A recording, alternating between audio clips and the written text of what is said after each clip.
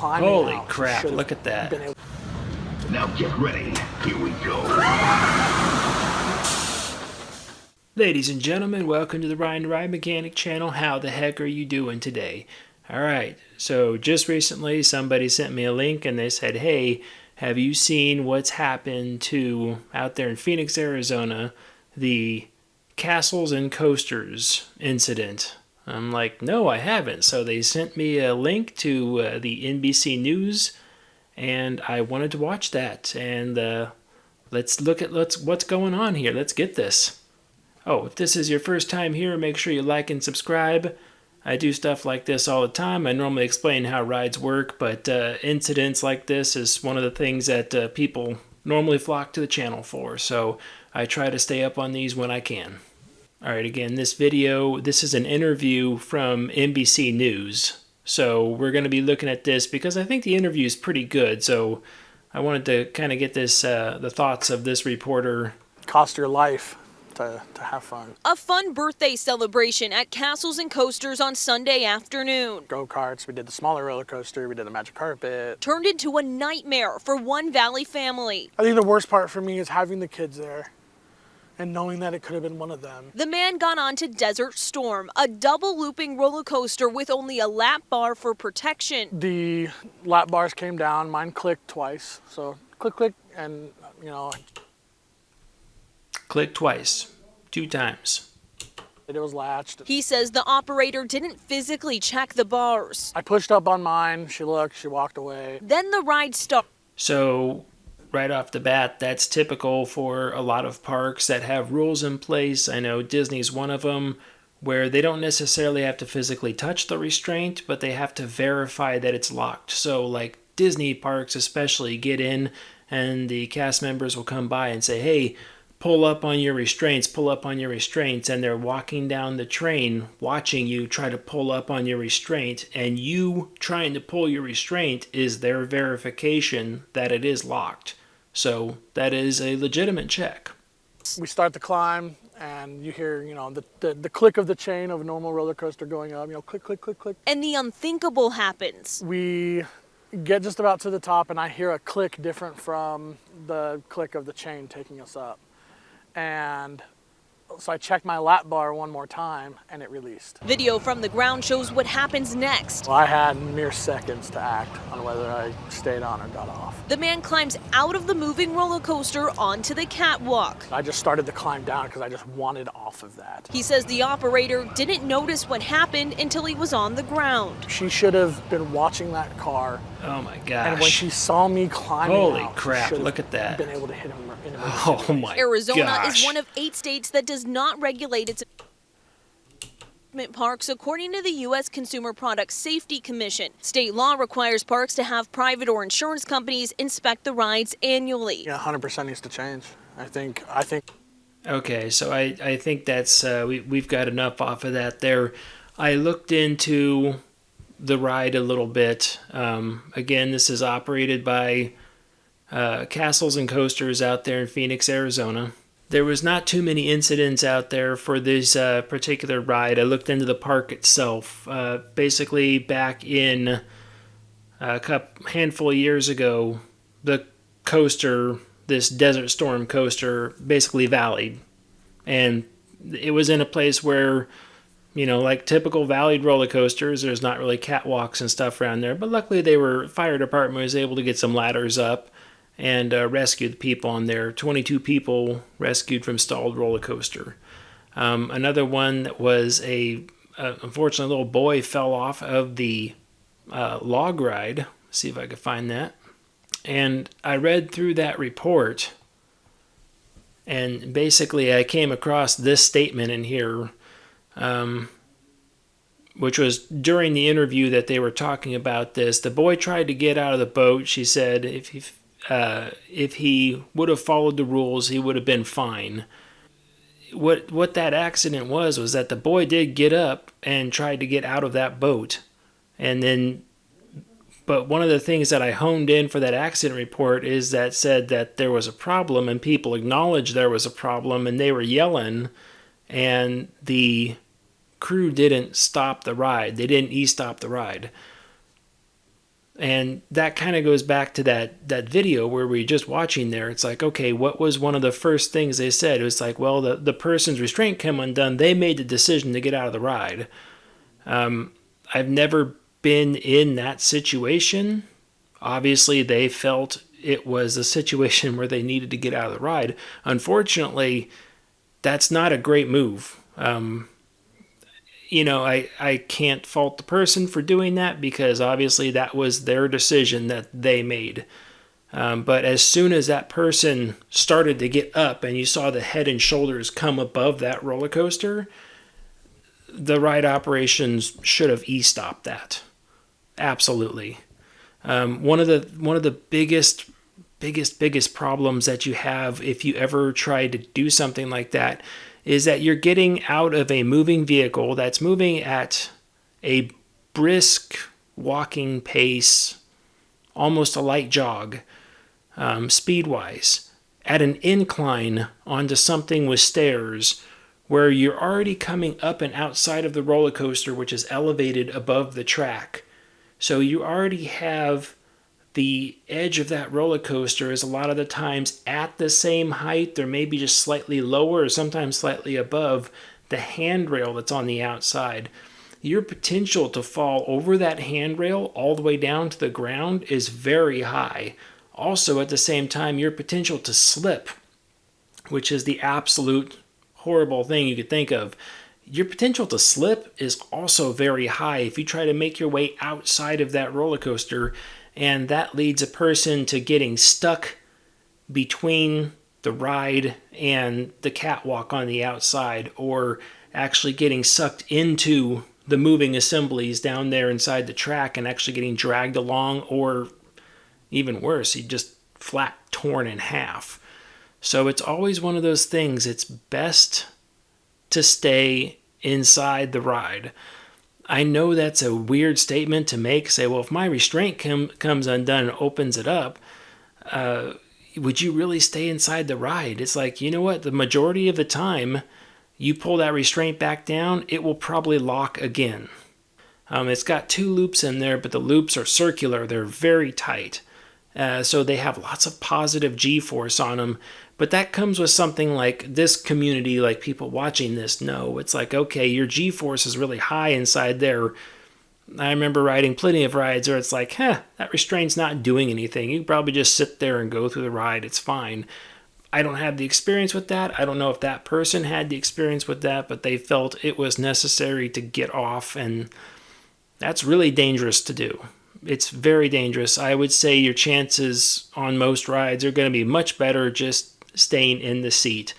If it's a lap bar like this particular one, let's see. I watched a couple of videos. I actually got this. I took a screenshot of this from Coaster Studios because I wanted to see when the train was dispatching. They said, the person got out. Not said. The video showed the person got out and the ride wasn't stopped. So I'm like, where was the operator while they were doing this? Well, if you look at this screenshot I took from Coaster Studios, it's like, here's the lift hill right here going up, and here's the main operator right there. How do I know that's the main operator? I don't.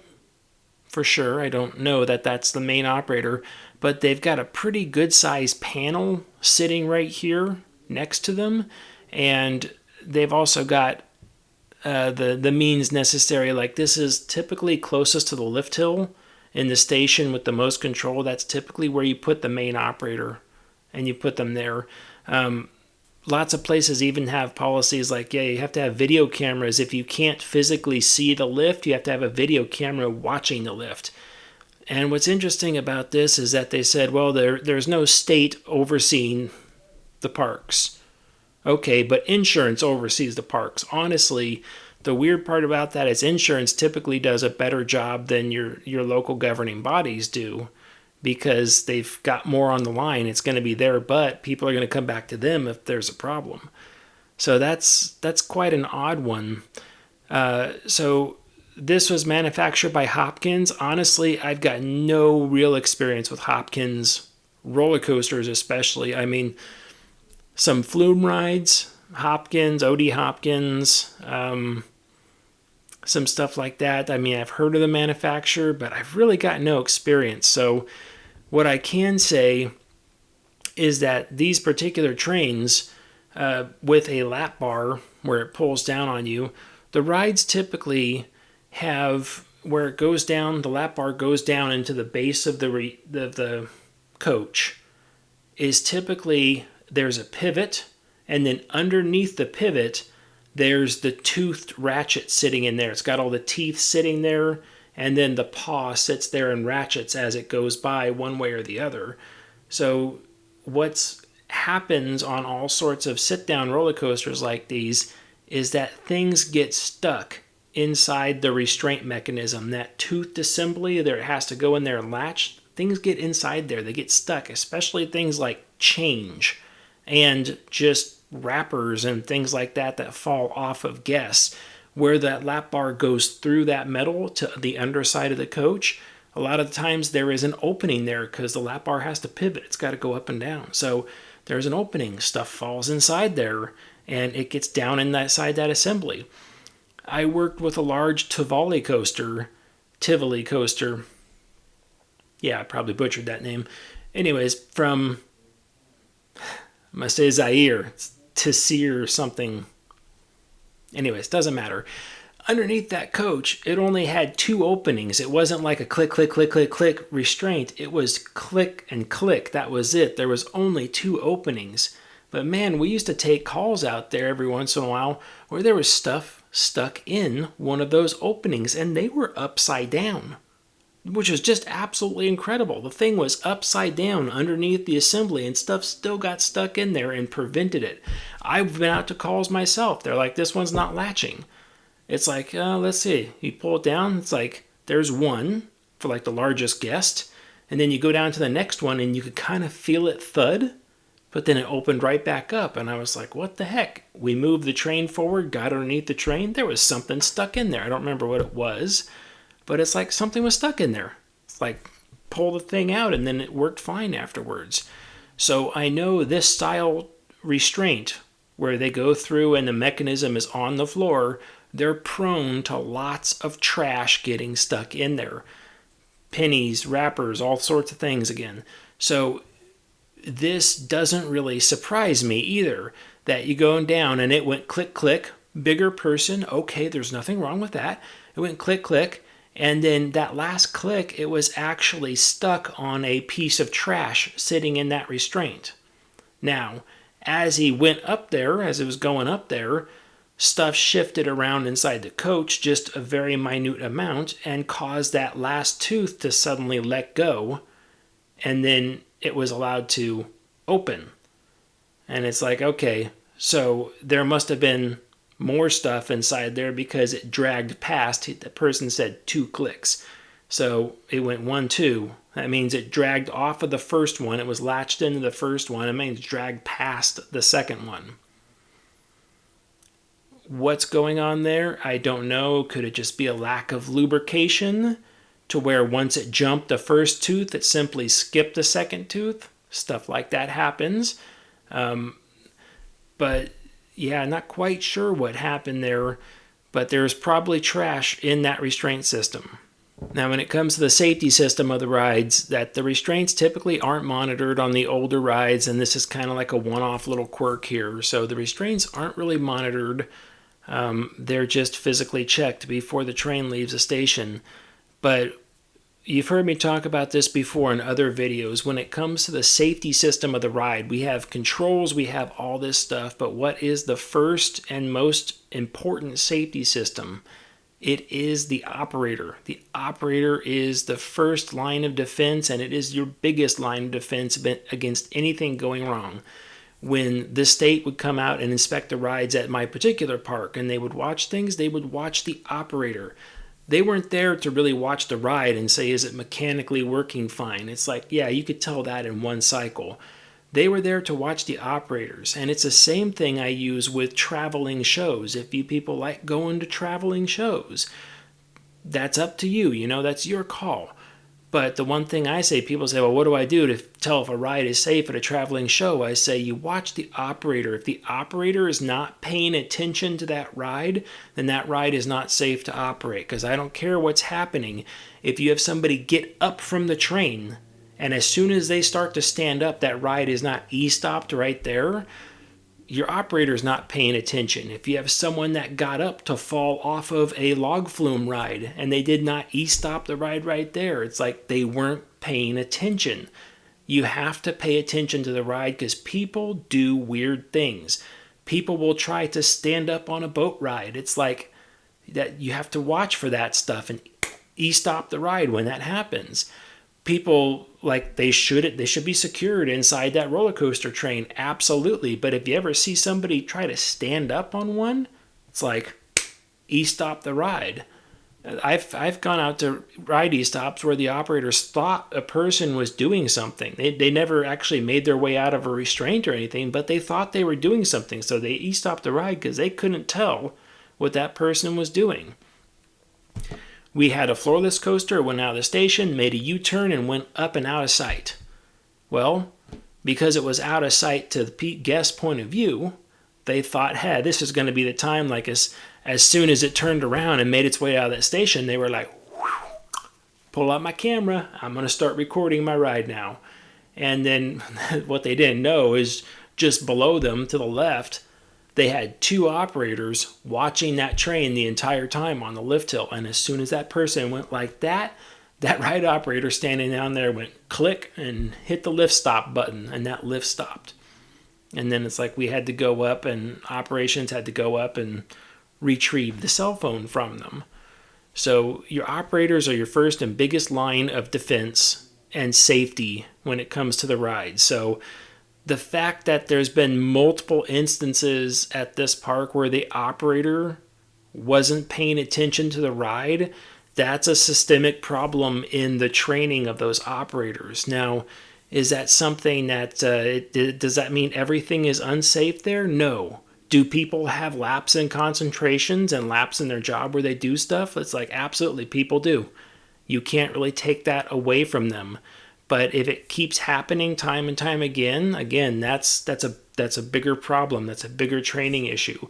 It's like your operators need to be trained to watch that ride. You need to pay attention to what's going on that ride.